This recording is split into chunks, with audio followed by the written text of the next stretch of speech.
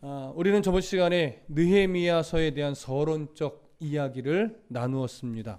오늘은 이제 본문으로 들어갑니다. 에스라는 우리가 이제 에스라서를 몇 주 전에 끝냈지만 에스라는 바벨론에 있던 유다인으로서 주전 458년경에 예루살렘으로 귀환하였습니다. 그리고 그때의 예루살렘에 만연해 있던 말씀에 대한 지식이 부족해서 만연해 있던 우상 숭배와 통혼의 문제를 신랄하게 지적했고, 그들은 모두가 우리가 그것을 다 이제 끊겠습니다 함께 결단하면서 부흥의 출발점을 가질 수 있었습니다. 그리고 나서 오늘은 수산궁에 있던 이 느헤미야에 대한 이야기로 이제 시선이 바뀌어지게 되지요. 느헤미야는 우리가 좀 추측할 수 있는 것은 느헤미야는 주전 458년에 이 에스라의 귀환 소식과 또 에스라로 인해 예루살렘이 지금 부흥의 출발점, 회복의 출발점을 시작했다. 이런 소식들을 아마도 들어서 알고 있었을 것으로 보여집니다. 왜냐하면 오늘 우리가 이제 본문에서도 이제 확인이 되겠지만 느헤미야는 그 누구보다도 예루살렘에 대한 소식에 되게 관심이 많았습니다. 예루살렘이 얼마나 지금 부흥하고 있을까? 아니면 어떤 고난에 있을까? 그러면서 어떻게 하면 내가 도울 수 있을까? 어떻게 하면 내가 이 예루살렘을 회복하는 일에 내가 쓰임받을 수 있을까? 이런 관심으로 사실은 가득 차 있는 느헤미야의 모습을 보게 되거든요. 그런 어떤 시선으로 본다면 아마도 느헤미야는 대략 13년 전에 에스라가 귀환하였고 에스라를 통해서 회복의 움직임이 일어났다고 하는 이 소식을 듣고 나서 매우 기뻐했을 겁니다. 그리고 나서 또 소식을 기다렸을 거예요. 얼마나 예루살렘이 더 회복되는지, 얼마만큼의 부흥의 소식들이 들려오는지 기대하고 또 기대하며 아마 아주 관심을 갖고 예루살렘에 대한 소식들을 기다리며 관심을 갖고 있었을 것입니다. 그러는 가운데 이제 13년 정도가 흘러가는 오늘 내용인데, 오늘 우리는 이러한 느헤미야의 기대가 사실은 많이 깨어짐으로 인해 슬퍼하는 느헤미야의 모습을 보게 됩니다. 그 내용을 먼저 이제 우리 오늘 살펴볼 텐데, 먼저 1절부터 3절까지를 좀 읽어 보겠습니다. 함께 읽습니다. 시작. 하가랴의 아들 느헤미야의 말이라. 아닥사스다 왕 제20년 기슬루월에 내가 수산궁에 있는데 내 형제들 가운데 하나인 하나니가 두어 사람과 함께 유다에서 내게 이를 얻기로 내가 그 사로잡힘을 면하고 남아있는 유다와 예루살렘 사람들의 형편을 물은즉 그들이 내게 이르되 사로잡힘을 면하고 남아있는 자들이 그 지방 거기에서 큰 환난을 당하고 능력을 받으며 예루살렘 성은 허물어지고 성문들은 불탔다 하는지라. 자, 시작부터가 이제 예루살렘에 대한 소식을 느헤미야가 궁금하게 되고 또 묻고 듣게 되는 이야기로 시작을 합니다. 근데 그 시작을 이렇게 하지요. 아닥사스다 왕 제20년 기슬루월에 이렇게 이야기를 합니다. 아닥사스다 왕 제20년이라고 하는 것은 이때가 주전 445년경이라는 겁니다. 물론 444년으로 보기도 하지만 일단 우리는 서론에서 나누었듯이 444년으로 보아도 무방하나 우리는 좀 정리하는 어떤 기준을 445년으로 보고 갈 거라고 말씀을 드렸습니다.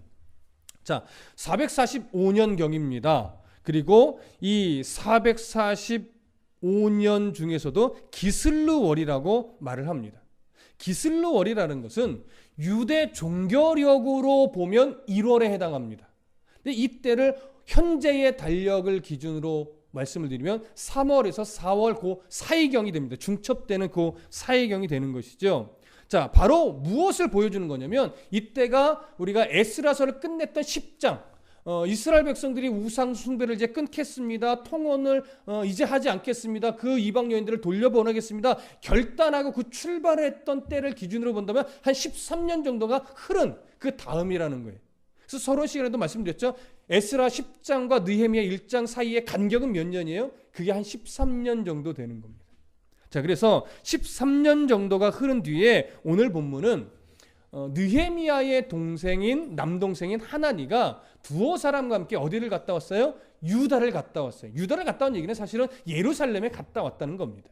예루살렘에 갔다가 꽤 오래 걸렸겠죠. 갔다가 또 그곳의 형편을 보고 무슨 일로 갔는지는 모르겠으나 갔다가 이제 수산국으로 돌아왔습니다. 바벨론보다는 한 100km가 더 멉니다. 예루살렘으로 보면. 바벨론에서 보면 1500km, 수산궁에서 보면 1600km. 굉장히 먼 거리죠. 수개월을 가고 또 수개월을 와야 되는, 그러니까 한 1년 이상이 걸릴 수 있는 여정이에요. 그러니까 갔다가 오니까 느헤미야는 이제 왔다는 소식에 설레어서 빨리 가서 묻는 겁니다. 예루살렘의 형편이 어떠하느냐 이렇게 묻게 되죠. 자, 하나니 어떤 인물일까요? 잠깐만 보면 일단 하나니는 느헤미야의 친동생으로 보여집니다. 남동생으로. 그리고 느헤미야 7장 2절을 잠깐 봐볼까요? 느헤미야 7장 2절 함께 읽어보겠습니다. 찾으셨으면 느헤미야 7장 2절 시작. 내 아우 하나니와 영문의 관원 하나가 함께 예루살렘을 다스리게 하였는데 하나냐는 충성스러운 사람이요 하나님을 경외함이 무리 중에서 뛰어난 자라. 자, 하나니는요 아무래도 느헤미야와 함께 3차 귀환 대열에 함께 동참했던 사람으로 보여집니다. 그리고 하나니는 느헤미야가 그때 귀환하고 나서 예루살렘의 경비의 책임을 지는 사람으로, 그런 인물로 쓰임받은 사람으로 여겨집니다. 나름대로 신앙이 꽤 깊었던 사람인 것으로 여겨지죠. 그래서 이러한 하나니가 예루살렘에 갔다가 돌아오자 느헤미야는 묻습니다. 예루살렘의 형편이 어떠하느냐. 자, 그러면 느헤미야가 이렇게 하나니가 동생이 돌아오자마자 빨리 가서 예루살렘의 형편을 물은 것은 어떤 이유에서일까요? 우리가 앞에서는 제가 잠깐 예루살렘의 어떤 부흥의 소식들을 좀 막 늘 기다렸던 인물, 그랬던 느헤미야라고 말씀드렸습니다. 그러나 지금은 느헤미야가 이스라엘의 부흥의 소식이 부흥의 소식에 대한 기대를 가지고 물은 걸까요? 아니면 예루살렘에 대한 어떤 안타까움에 대한 마음을 가지고 물어본 걸까요? 아마도 안타까움일 것으로 보여집니다. 왜냐하면 여러분 기억을 더듬어 보세요. 에스라가 이스라엘 백성들의 우상 숭배와 통월의 문제를 어느 정도 이제 정리하고 나서 13년이 흐르는 기간 동안 뭘 했을까요? 13년의 성경에 기록되지 않은 기간 동안 모르긴 몰라도 성벽 재건을 하려고 아마도 수차례 노력을 했을 겁니다. 근데 그 성벽 재건의 노력이 결국 어떻게 됐죠? 시작도 제대로 하지 못하게 됐습니다. 우리는 그 근거를 어디서 찾았어요? 에스라서 4장에서 찾았습니다. 자, 어디를 한번 가보시냐면 에스라서 4장 23절로 가보겠습니다. 전체 내용은 에스라서 4장 7절부터 23절인데요. 앞에 부분은 일단 우리가 아니까 잠깐 멈추고 23절만 볼게요. 함께 읽습니다. 시작. 아닥사스다 왕의 조서 초본이 르흠과 서기관 심세와 그의 동료 앞에서 낭독되매 그들이 예루살렘으로 급히 가서 유다 사람들을 보고 권력으로 억제하여 그 공사를 그치게 하니. 자, 이게 무슨 말이에요? 아닥사스다 왕 때에, 이때가 이제 에스라 때로 여겨집니다. 에스라 때에 이스라엘 백성들의 부흥의 출발점을 딱 기초를 만들어 놓고 이제 그들과 함께 더 영적인 부흥을 이끌어내기 위해서 성벽 재건 공사를 아마도 시작은 했을 텐데 이것이 무엇 때문에 중지할 수밖에 없었어요? 주변의 사마리아 사람들의 어떤 그 반대가 거짓 내용을 가지고 왕에게 고발장을 보낸 거예요. 근데 그 고발장을 딱 받고 나니까 아닥사스다 왕이 그렇지 않아도 주변 속국들의 반란으로 골치가 아프고 그런 반란들을 잠재우느라고 많은 힘을, 에너지를 쏟았단 말이에요. 그러다 보니까 지금 항상 예민한 게 뭐예요?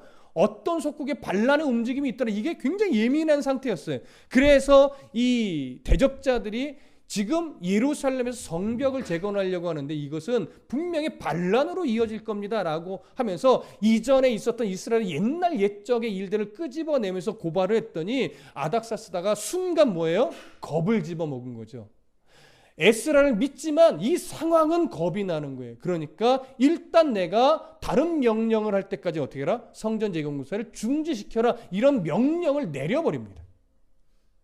그랬을 때 이 르훔과 심세라고 하는 대적자는요, 그 왕의 명령을 받고 나서 23절에 뭐라고 말하냐면 중간에 그들이 예루살렘으로 급히 가서 유다 사람을 보고 권력으로 억제하여 그 공사를 그치게 했대요. 여러분, 권력으로 억제했다는 것은 어떤 느낌일까요? 그냥 뭐 소리만 막 높여가지고 하지마 이런 욱박질렀다는 얘기일까요? 아니에요. 권력으로 억제했다는 것은요, 막 가서 막 무너뜨리고 깨뜨리고 불지르고 하면서 왕이 이렇게 명령했어. 절대 이 무너지고 손도 대지 말라고 협박도 하고 엄포도 놓고 뭐 왕의 조서도 보여주고 이렇게 억눌러 버린 거예요. 그런 상황에서 에스라도 마찬가지지만 이스라엘 사람들은 심경에 변화가 있었겠죠. 어떻게 변화됐을까요? 가뜩이나 부흥의 출발점을 막 가졌는데 이런 일이 벌어지니까, 계속해서 성벽 재건이 안 되니까 그들은 또 마음이 가라앉습니다. 영적으로도 다운됩니다. 그러다 보니까 그들은 또 주저앉아서 다시 회복의 걸음을 또 더 걸어내지를 못한 상태가 되는 거예요. 이 소식을 느헤미야가 알고 있었을까요? 모르고 있었을까요? 알고 있죠. 느헤미야가 왕의 술관원장이에요. 왕과 아주 친밀한 사이예요. 그리고 늘 예루살렘의 소식에 아주 관심 있게 지켜보던 사람이에요.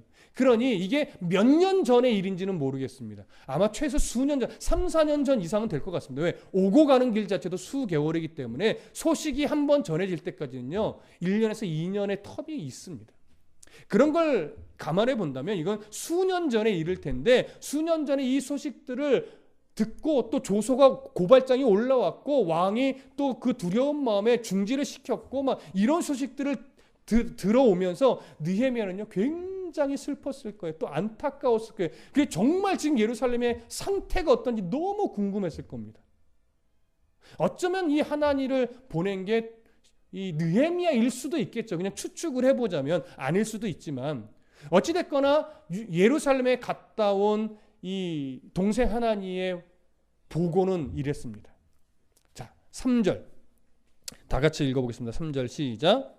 그들이 내게 이르되 사로잡힘을 면하고 남아있는 자들이 그 지방 거기에서 큰 환난을 당하고 능욕을 받으며 예루살렘 성은 허물어지고 성문들은 불탔다 하는지라. 권력으로 억제했다는 표현의 내용이 바로 이걸 의미하는 걸 겁니다. 환난과 능욕도 받습니다. 왜 환난과 능욕도 받을 수밖에 없을까요? 성벽이 무너져 있기 때문에 이들이 수시로 와서 공격하고 때로는 막 압제하고 핍박하고 이럴 때 아무런 방어책이 없는 거예요. 그러니까 예루살렘 자체는 지금요 완전히 무방비 상태가 돼서 힘센 자들이 와서 약탈하거나 공격하거나 또 막 협박을 하거나 이럴 때 아무런 대책이 없는 상태가 되어버렸어요. 이미 성벽 무너졌죠. 또 성문들도 불타버렸죠. 아무런 이제 소망의 빛이 보이지 않을 것 같은 그런 상태에 놓여 있음을 보여줍니다. 이 소식을 느헤미야가 듣습니다. 얼마나 안타깝고 속상하고 또 화도 나고 그랬을까요? 이 소식을 듣자마자 느헤미야는 그때 에스라의 모습처럼 주저앉아서 애통해야 합니다. 그게 4절의 내용입니다. 함께 읽어볼까요? 시작. 내가 이 말을 듣고 앉아서 울고 수일 동안 슬퍼하며 하늘의 하나님 앞에 금식하며 기도하여. 여기서는 수일이라고 표현했지만 1장의 내용을 쭉 거슬러 올라가다 보면요, 느헤미야가 슬퍼하고 때로는 금식하고 그렇게 하나님 앞에 엎드려 기도했던 이 과정은요 아마도 수개월이 되었을 겁니다. 언제까지일까요? 아닥사스다 왕을 만나서 예루살렘으로 가게 해달라는 이 이야기를 하게 되는 그 순간까지 느헤미야는 수시로 금식하며 수시로 하나님 앞에 엎드려 기도했을 겁니다. 자, 어찌됐거나 지금 에스라는 이런 상태예요. 이 금식하며 하는 이 기도는요, 우리가 다 알고 있다시피 이 예루살렘의 이 상황을 해결할 수 있는 분은 하나님밖에 없다라고 하는 고백이에요. 하나님이 도우시지 않으면 아무런 방법이 없습니다. 절대적으로 하나님의 도우심이 필요합니다. 이런 절대적 고백입니다. 절대적 도움을 간구하는 고백의 모습입니다. 자, 이런 모습으로 에스라는 하나님 앞에 엎드릴 수밖에 없었습니다. 자, 그 다음 내용 보시죠. 5절 함께 읽습니다. 시작. 이르되 하늘의 하나님 여호와 크고 두려우신 하나님이여 주를 사랑하고 주의 계명을 지키는 자에게 언약을 지키며 긍휼을 주시는 주여 간구하나이다. 자, 이제 느헤미야가 그 슬픔 중에, 그 애통함 중에 이제 하나님께 기도했던 내용을 이제 시작을 합니다. 근데 이 기도의 출발점을 우리가 좀 잘 보실 필요가 있습니다. 느헤미야는요, 하나님 앞에 금식하며 기도할 때 어떻게 출발을 하냐면 하나님과 자신을 언약 관계로 묶어놓고 기도를 시작해요. 여러분, 이건 굉장히 중요한 겁니다. 기도의 시작을 나의 감정에서부터 시작하면 사실은 기도의 핀트가 어긋날 수가 있어요. 그래서 주기도문에서도 기도의 첫말을 예수님이 어떻게 가르쳐 주셨죠? 하늘에 계신 우리 아버지요. 헬라 원문으로 보면요, 아버지요 우리 하늘에 계시니. 그러니까 기도라는 것은 하나님과 나와의 관계가 아버지와 자녀와의 관계라는 거예요. 이 관계 안에서 기도를 출발해야지 이런 어떤 중심이 없이 그냥 미사역으로 뭐 전능하시고 우주 만물을 뭐 창조하시고 이렇게 한다고 하나님이 기쁘게 그 기도를 받으시는 게 아니에요. 너는 나를 누구로 여기고 기도하냐는 거죠. 이방 사람들은요, 멀리 있는 신이에요. 사람의 필요에 별로 관심이 없는 신이에요. 그래서 중언부언하는 기도를 했다라고 하잖아요. 어떻게? 똑같은 기도를 수십 번, 수백 번, 수천 번 반복하는 게 묵주 돌리듯이. 그래야 그 신이 그나마 듣고 응답해 준다는 건데, 너희들의 하나님은 그런 신이 아니라는 거예요. 어떤 신이요? 아버지와 자녀의 관계로 묶여진 사이라는 거죠. 그러니 기도를 그들처럼 하지 말고 진짜 아버지에게 하듯이 그렇게 기도를 시작해라. 이게 주기도문의 사실은 그 의미입니다. 그 관계에 있으면요, 어떤 내용이 상관이 없어요. 왜? 아버지에게 기도하는데. 무슨 말씀 이해되시죠? 이 느헤미야는요, 사실은 그 중심을 아는 거예요.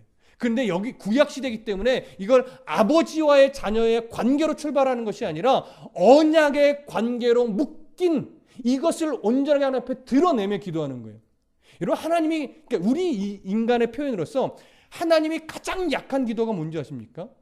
성경의 약속을 근거로 하여 기도하는 거예요. 이게 하나님이 가장 약하신 거예요. 물론 말만 그렇게 해서는 안 되죠. 그의 태도, 자세, 내용, 이 모든 것이 그 언약적인 관계 안에서 기도를 풀어나가면요, 하나님은요 안 들어주실 수가 없어요. 우리가 그런 관계를 제대로 세우지 못하고 기도하니까 때로는 더디 응답되고 하는 것이죠. 무슨 말씀 이해되시죠? 그래서 에스라 보십시오. 5절에 다시 보시면 하늘의 하나님 여호와 크고 두려우신 하나님의 주를 사랑하고 주의 계명을 지키는 자에게 언약을 지키시며 긍휼을 베푸시는 주여 간구하나이다.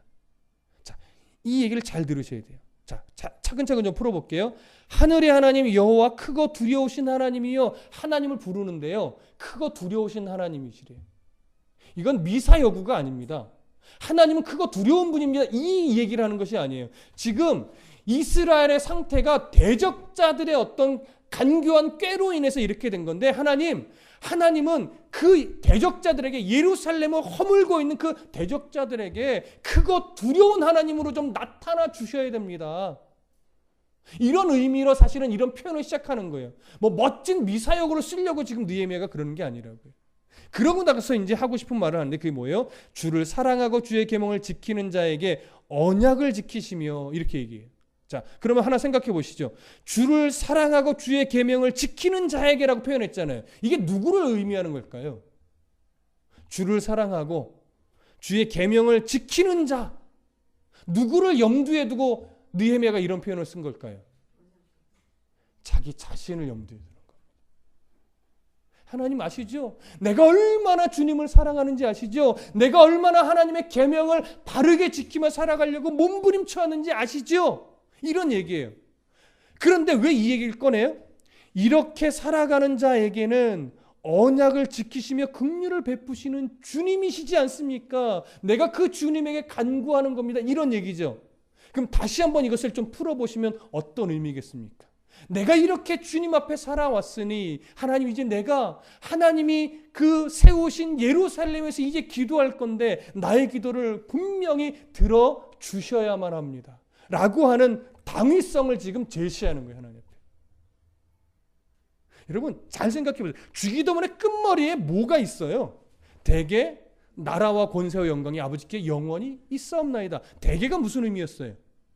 헬라어로 호티였죠. 비코즈, 왜냐하면 내가 왜 이렇게 아버지여 하면서 기도했냐면 이 모든 우주의 나라와 권세와 영광이 아버지 것이기 때문에 나의 기도를 들어 응답하실 수 있는 전능한 능력을 갖고 계신 분이 나의 아버지이기 때문에 내가 그 하나님을 믿고 이렇게 기도한 겁니다. 이 이유를 밝히는 거예요. 마찬가지죠. 내가 하나님 이제 기도할 건데 왜 기도하는지 아세요? 주를 사랑하고 계명을 지키는 자에게는 언약을 지키시는 하나님인 걸 내가 알기 때문에 내가 그걸 믿고 기도하는 거예요. 그러니 하나님 내 기도를 외면하지 마시고 들어주셔야만 합니다. 하나님이 외면할 수 있을까요? 이건 이미 구약시대에 약속하셨던 거예요. 그걸 근거로 자기가 그렇게 살아왔으니 그 구약의 말씀을 신뢰함을 하나님께 딱 들이미니까 하나님이 안 들어주실 수 없죠. 여러분 이게 기도의 사실은 진리예요. 여기서 우리가 읽으면 이런 어떤 귀한 은혜를 발견을 합니다. 우리들의 기도가 많이 핀트가 어긋나는 경우가 바로 이 부분을 놓쳐서 그래요. 하나님과의 아버지와의 자녀라는 그 친밀함을 놓치고 또 언약의 근거에 하나님의 말씀의 그 약속에 근거하지 못하고 나의 감정, 나의 욕심, 내가 어떤 바라는 것 이런 것에 근거에 자꾸 기도를 하니까 하나님이 들어주실 수가 없는 기도일 경우가 더 많은 거예요. 여러분 하나님이 들어주실 수밖에 없는 기도를 드려야죠. 그러려면 우리의 삶이 얼마나 하나님 앞에 몸부림치는 삶이어야 되고 우리가 내 기도가 얼마나 하나님 앞에 합한가를 알기 위해서 얼마나 말씀 앞에 우리가 서야 되는지 아실 수 있을 겁니다. 그래서 하나님을 알아가는 지식은 굉장히 중요한 겁니다. 아시겠죠? 우리 그런 어떤 진리를 여기서 한 가지 발견을 합니다. 그런 이유로 5절의 표현이 있는 겁니다. 자, 이제 6절을 다 같이 읽겠습니다. 6절과 7절입니다. 시작. 이제 종이 주의 종들인 이스라엘 자손을 위하여 주야로 기도하오며 우리 이스라엘 자손이 주께 범죄한 죄들을 자복하오니 주는 귀를 기울이시며 눈을 여시사 종의 기도를 들으시옵소서. 나와 내 아버지의 집이 범죄하여 주를 향하여 크게 악을 행하여 주께서 주의 종 모세에게 명령하신 계명과 율례와 규례를 지키지 아니하였나이다. 여러분 이게 기도의 사람들은 거의 비슷해요. 그 하나님을 찾고 나서 먼저 뭘 해요? 죄를 고백하는데 에스라와 동일해요. 이스라엘의 죄를 나의 죄인 양 하나님 앞에 엎드려 자복하는 거예요. 그러면 6절에서 말하고 있는 죄의 고백들 있잖아요. 우리 이스라엘 자손이 주께 범죄한 죄들을 자복하오니 주는 귀를 기울이시며 눈을 여시사 종의 기도를 들으시옵소서. 이 죄는 어떤 죄를 말하는 걸까요? 옛날 선조들이 지었던 죄를 말하는 걸까요? 아니면 지금 예루살렘에 있는 이스라엘 백성들이 지은 죄를 말하는 걸까요? 아마 멀리 보는 건 좀 상황적으로 맞지 않는 것 같습니다. 지금 예루살렘에 있는 이스라엘 백성들이 짓는 죄일 겁니다. 어쩌면 이전에 지었던 우상숭배 통원의 문제일 수도 있습니다. 아니면 그것이 일단락 회복이 되는 듯 했는데 성전이 다시 회파되고 성벽이 무너지고 불에 타고 이방인 사마리아인들의 대적자들의 막 공격이 있고 하니까 영적으로 완전히 다운되고 다 바닥을 쳐서 다시금 그런 유의 죄악들이 그들한테서 또 치고 올라왔을 수도 있겠습니다. 이러한 상황을 바라보면서 그들의 지금 연약함, 그들이 또다시 범죄하고 있는 죄의 모습들, 이것을 무엇으로 보는 거예요? 내 죄인 양 여기며 하나님 앞에 엎드려 자복하는 겁니다. 이게 정말 우리 안에 부족한 거예요. 저도 마찬가지예요. 여러분 한국교회 죄를 내 죄인 양 여러분 자복하신 적 있습니까? 안 되죠. 잘. 성도의 죄를 나의 죄인 양, 성도의 아픔을 나의 아픔인 양 제가 얼마나 엎드려 봤을까요? 싫어서가 아니라요. 그게 그렇게 하고 싶다고 되어지지가 않아요. 하나님의 마음으로 내 안에 물들여 있고 적셔 있고 그러면서 성령의 은혜가 내 안에 가득할 때 이 한국교회를 바라보면서 그게 내 죄인 양 아파하게 되고요. 성도의 안타까움이 나의 안타까움인 양 제가 울부짖게 되지요. 그런 면에서는 저는 참 연약한 사람입니다. 저도 잘 안 됩니다.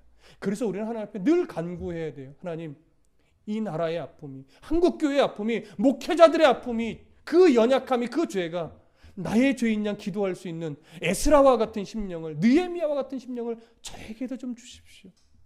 사실 저의 기도 제목입니다. 여러분들 그런 성도의 사실은 마음이 되어야 합니다. 우리는 이 부분에 너무 약합니다. 그래서 늘 생각나실 때도 하나님 그런 마음을 주십시오. 그리고 그렇게 기도할 수 있도록 도와주십시오. 우리 함께 좀 애쓰셨으면 좋겠습니다.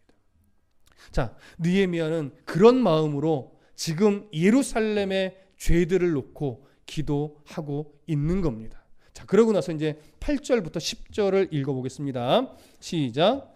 옛적에 주께서 주의 종 모세에게 명령하여 이르시되 만일 너희가 범죄하면 내가 너희를 여러 나라 가운데에 흩을 것이요 만일 내게로 돌아와 내 계명을 지켜 행하면 너희 쫓긴 자가 하늘 끝에 있을지라도 내가 거기서부터 그들을 모아 내 이름을 두려고 택한 곳에 돌아오게 하리라 하신 말씀을 이제 청하건대 기억하옵소서. 이들은 주께서 일찍이 큰 권능과 강한 손으로 구속하신 주의 종들이요 주의 백성이니이다. 여러분 굉장히 중요하고 멋진 구절입니다. 잘 들어보세요. 8절. 옛적에 주께서 주의 종 모세에게 명령하여 이르시되 만일 너희가 범죄하면 내가 너희를 여러 나라 가운데 흩을 것이요. 이거는 신명기에 있는 말씀을 지금 인용한 것이거든요. 근데 이게 역사적으로 사실은 이루어졌죠. 이게 어느 때 이야기입니까? 북이스라엘이 멸망하고 남유다가 멸망할 때 이야기예요. 이스라엘의 우상 숭배를 멈추지 않고 또 이때도 통혼도 있었고 하나님 싫어하는 범죄로 가득했었습니다. 그때 하나님은 일단 북이스라엘을 먼저 아수르에 멸망시키죠. 그래서 아수르의 정책이 무슨 정책이었어요? 인구 혼합 정책이었어요. 그러니까 포로로 끌고 가고 이방 나라 사람들을 예로 북이스라엘 지경에 또 불러들이기도 했죠. 그러면서 그 북이스라엘이 참 완전히 무너졌습니다. 근데 남유다도 여전히 어떻게 됐어요? 다시 북이스라엘의 악행을 배워버렸어요. 그래서 또 수백 년 있다가 바벨론에 의해 남유다가 멸망을 합니다. 그래서 또 포로로 곳곳에 끌려가 버렸습니다. 이것이 뭐예요? 8절의 내용이에요. 주의 종 모세에게 명령하여 이르시되 만일 너희가 범죄하면 내가 너희를 여러 나라 가운데 흩을 것이요. 이걸 인정하는 거죠. 그때 선조들의 죄악으로 말미암아 우리가 지금 이렇게 포로의 삶을 살아왔던 겁니다. 인정하는 거죠. 그러고 나서 보세요. 9절. 이게 기가 막힌 거예요. 만일 내게로 돌아와 내 계명을 지켜 행하면 너희 쫓긴 자가 하늘 끝에 있을지라도 내가 거기서부터 그들을 모아 내 이름을 두려고 택한 곳에 돌아오게 하리라 하신 말씀을 이제 청하건대 모아옵소서, 기억하옵소서. 이게 구약의 말씀이에요. 너희들이 그렇게 쫓겨서 흩어졌을지라도 내 계명을 바르게 지키며 하나님 앞에 바르게 선다면 하늘 끝으로 흩어졌을지라도 내가 다시 예루살렘 성전으로 불러 모으겠다라고 약속하셨던 말씀이에요. 근데 보세요. 이게 얼마나 기가 막히냐면 첫 번째 생각할 게 이미 포로 기한이 몇 번 일어났습니까? 스룹바벨 때 한 번 일어났죠. 5만여 명이 왔어요. 에스라 때 또 한 번 일어났죠. 그러면 포로 기한이 두 번이나 일어났다는 것은 이미 이스라엘 백성들 안에 전부는 아니지만 뭘 하나님이 인정하셨다라고 하는 거예요. 주의 계명을 지키며 하나님이 그 하늘 끝에 있는 자라 할지라도 예루살렘 성으로 돌아오게 하겠다는 이 말씀이 두 번이나 성취된 것이잖아요. 그러니까 이것을 다시 하나님이 흩으시면 돼야 안 돼요? 안 돼요. 이미 하나님이 인정하셔서 두 번이나 예루살렘 성전으로 사람들을 모으지 않으셨습니까? 그러니 다시 기억해 주십시오. 또 하나가 있어요. 뭐예요? 지금 주의 계명을 하나님 앞에서 두려운 마음으로 지켜내고 있는 나도 있지 않습니까? 근데 나만 이야기하는 게 아니에요. 무엇을 얘기해요? 자, 10절 보세요. 이들은 주께서 일찍이 큰 권능과 강한 손으로 구속하신 주의 종들이요 주의 백성이니다 이렇게 말했죠. 이런 마음으로 지금 함께 주의 계명을 지키며 기도하는 무리가 느헤미야 혼자라는 얘기가 아니에요.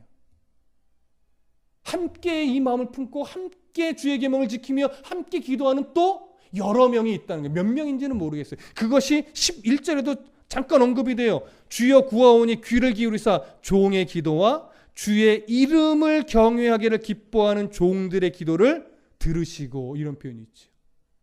이게 중요합니다. 그래서 느헤미야는요 이렇게 요구하는 거예요. 하나님, 그 두 번에 하나님이 인정하시고 불러 모으셨던 그 두 번의 일을 잊지 말아 주십시오. 그리고 지금 나도 그런 몸부림을 치고 있고 나와 함께하는 이들도 그런 몸부림으로 주의 계명을 지키고 있고 같은 마음으로 기도하고 있사오니 우리를 기억하사 어떻게 해달라는 거예요? 우리가 예루살렘으로 귀환하여 다시 주의 말씀의 회복을 꿈꿀 수 있도록 하나님 은혜를 베풀어 주옵소서.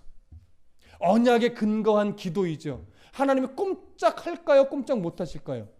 이 표현 자체가 좀 이상하긴 한데 하나님 꼼짝 못하시죠. 이걸 어떻게 안 들어주시냐고요.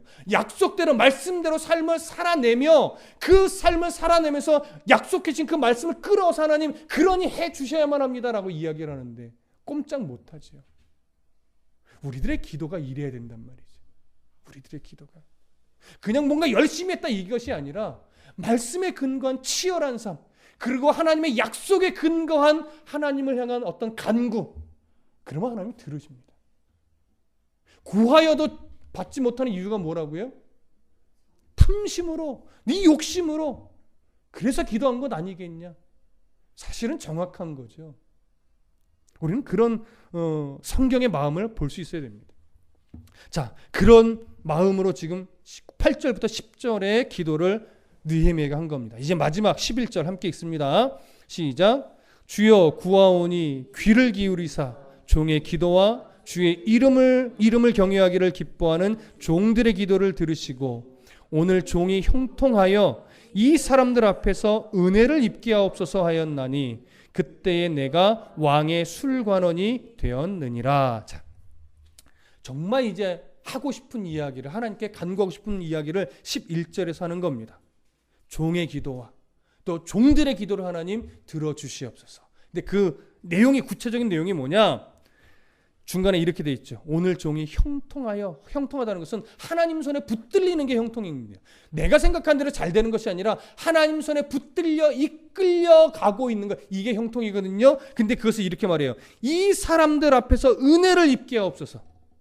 근데 여기는 이 사람들이라고 되어 있지만 히브리어 성경으로 보면 단수로 되어 있어요. 이 사람 앞에서예요. 번역을 약간 좀 잘못했습니다. 이 사람 앞에서 뭘 입게 하옵소서? 은혜를 입게 하옵소서. 그럼 이 사람은 누구를 말하는 걸까요? 은혜를 입기 원하는 이 사람, 느헤미야가 말하는 이 사람 누구일까요? 아닥사스다 왕을 말하는 겁니다. 아닥사스다 왕에게 은혜를 입게 해달라는 거예요. 여러분, 왜 이게 아닥사스다 왕에게 은혜를 입어야만 한다는 요구일 수밖에 없을까요? 잘 들어보세요. 지금 느헤미야가, 그리고 느헤미야와 함께한 자들이, 그리고 또 자원하는 사람들이 예루살렘으로 귀환하려면 무조건 누구의 허락이 있어야 돼요? 왕의 허락이 있어야 돼요. 왕의 명령이 떨어져야만 갈 수 있습니다. 근데 느헤미야가 지금 걱정하는 건, 그러니까 이건 좀 인간적인 걱정이죠. 하나님은 무조건 해결하실 수 있지만 인간적인 염려는 두 가지가 있는 거예요. 첫 번째가 뭔지 아세요? 아닥사스다 왕의 편견입니다. 그럼 지금 현재 아닥사스다 왕은 어떤 편견을 가지고 있을까요? 그 수년 전에 그 르움과 심세가 거짓의 내용으로 꾸며서 했던 고발의 내용들, 그 고발장의 내용을 아닥사스다 왕이 어찌됐건 뭐해서 수용했단 말이에요. 겁이 나니까. 그러니까 지금 예루살렘에 대한 아닥사스다 왕의 시선은 어떤 마음으로 시선을 갖고 있어요? 반란을 일으킬지도 모르는 그런 움직임이 있었던 예루살렘. 무슨 말씀 이해되세요? 그래서 2장으로 가보면요, 느헤미야가 왕과 대화할 때요, 예루살렘이라는 단어를 의도적으로 안 씁니다. 왜? 예루살렘 그러면 뭐가 확 떠오르니까, 고발장의 내용이 떠오를 수 있으니까. 그래서 약간 우회적으로 이야기를 하는 걸 우리가 나중에 확인을 할 수 있을 겁니다. 그러니까 이 편견이 없어지려면 하나님의 은혜로 그 예루살렘에 대한 편견이 기억나지 않게 하나님이 생각을 잡아주셔야 돼요. 그래서 아닥사스다 왕의 은혜를 입게 해달라고 하는 것의 첫 번째 의미는 뭐냐면, 아닥사스다 왕이 지금 분명히 예루살렘에 대한 편견을 가지고 있을 텐데, 하나님, 아닥사스다 왕이 이 편견이 기억나지 않도록 하나님 은혜를 베풀어 주시옵소서. 아닥사스다 왕의 마음을 좀 만져 주시옵소서. 이런 의미예요. 첫 번째로는. 이해되시죠? 두 번째는 어떤 의미냐면, 자, 느헤미야가 지금 예루살렘으로 아무리 가고 싶어도 그가 갈 수 있는 위치일까요? 아니에요. 우리가 서론 시간에도 나눴지만 느헤미야는 아닥사스다 왕의 가장 큰 신임을 받고 있는 술관원장이에요. 술관원장의 위치는 단순하게 음료를 대접하는, 음료를 따라드리는 기미상궁과 같은 이런 역할이 아닙니다. 우리가 어떤 말씀을 드렸어요? 이 술관원은요, 일단 왕이 먹고 마시는 모든 음식에 독이 있나 잘못된 음식이 있나 점검하고 왕에게 갖다 드리는 역할을 하죠. 그것뿐만이 아니에요. 왕의 침실, 왕이 거하는 모든 곳에 경호를 책임지는 자입니다. 그리고 왕의 공식석상으로 가는 자리든 사적인 자리를 가든 항상 동행을 하면서 왕의 보호를 책임져야 돼요. 그래서 모든 음식, 경호 이런 걸 다 책임지는 사람입니다. 그러니 왕이 수산궁에서 집무를 하는 동안 이 술 맡은 관원은 자리를 비울 수 있을까요? 없을까요? 없지요. 어떤 왕이 이거 아주 중요한 중책인데 이걸 뒤로 미루고 자기의 개인적인 일을 위해 수년간 어디를 갔다 오겠다는데 그걸 허락할 왕이 어디 있으며, 그런 청탁을 하는 것 자체가 왕을 기만하는 행위가 될 수 있단 말이에요. 그래서 이건 사실은 말이 안 되는 거예요. 그런데 느헤미야는 그걸 너무나 잘 알고 있기 때문에 하나님께 뭐라고 기도해요? 아닥사스다 왕에게 은혜를 입게 하옵소서. 이런 하나님이 기회를 주셔서 예루살렘으로 나를 가게 해 주십시오라고 말할 때 왕이 허락할 수 있도록 왕의 마음을 만져달라고 하는 거죠. 그래서 이 사람 앞에서, 아닥사스다 왕 앞에서 은혜를 입게 하옵소서라는 이 표현은요, 바로 이 두 가지의 의도를 담고 있는 겁니다. 자, 그러면 이렇게 4절부터 10절에 이르기까지 했던 느헤미야의 기도, 어떻게 하나님이 응답하실까요? 우리 그거는 다음 주에 보게 되겠죠. 마치 다음 주 편을 예고하는 듯 보이지만 여러분 궁금하지 않습니까? 하나님이 어떻게 역사하셨을까? 어떻게 왕의 마음을 바꿔놓으셨을까? 이런 기대감으로 한 주를 잘 보내시고 우리 다음 주에 만나셨으면 좋겠습니다. 오늘 우리가 놓치지 말아야 될 것 하나, 모든 기도는 어떻게 출발해야 된다? 하나님과의 분명하고 바른 관계에서부터 출발해야 되고, 모든 기도의 중심은 무엇을 근거로 해야 된다? 하나님의 약속을 근거로 해야 된다. 절대 기도를 할 수 있으면 나의 감정과 나의 상태와 나의 욕심과 나의 탐심으로 기도를 하지 않도록 조심해야 된다. 물론 자녀이기 때문에 때로는 하나님 앞에 푸념도 할 수 있고 때로는 투정도 할 수 있어요. 그것이 틀렸다 하지 마라가 아니에요. 아버지한테 왜 그런 투정을 못 하겠습니까? 그러나 그런 투정 다음에는 항상 뭐가 뒤따라야 돼요? 그러나 나의 원대로 마옵시고 아버지의 원대로 해주십시오. 그리고 저는 말씀 안에서 이렇게 약속하신 하나님을 보았습니다. 그런 이 약속이 저의 중심과 삶에 온전하다면 하나님 응답해 주십시오. 약속과 말씀을 근거로 기도한다면 하나님은요, 느헤미야의 삶에 정말 놀랍게 응답하셨던 것처럼 내가 생각할 수 없는 방법으로, 내가 생각하지 못한 때에 가장 좋고 좋은 때에 하나님은 응답하십니다. 이 믿음만 놓치지 않으신다면 하나님은요, 응답해 주시지 않을 기도가 없다라는 것 여러분 꼭 인정하시기를 부탁드립니다.